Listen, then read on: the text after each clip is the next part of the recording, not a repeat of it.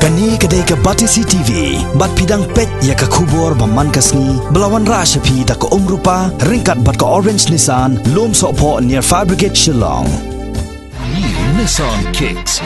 Bookings open now. Ha kini ki kindiat singi balalek kaladon ke jingpen here ke lama jong ka kunhun kieng atiar na kini ke rilom khasi jantia kata ka New Trap National Liberation Council HNLC ha ka bakat kum kethamai khubor laong bayakani ke lama la penher ha ki district headquarter jong ka West Jantia Hills but East Jantia Hills bat kat kum ke jingkam jong General Secretary ka HNLC usan kupar nong trau laong bayakani ke lama jong ka HNLC la penyeng ha madan diri saleng chut wakhu jawai bat cleariat ka ei ka ba sorkar jela Meghalaya kadon met ong halor kani ka Batisi TV kala yo alat menikran bat menteri rang ba ka jela u konrad ke sangma. We have received reports from our local agencies. In fact, I was myself in border area just about 3-4 days back.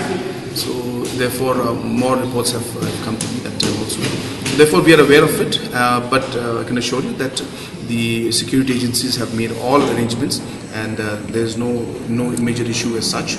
And the security agencies are very much prepared, and will be celebrating Independence Day in full spirit. No, flags I don't know. I'm sorry, that I don't know. But there were some reports regarding certain issues. I don't feel appropriate to share that right now.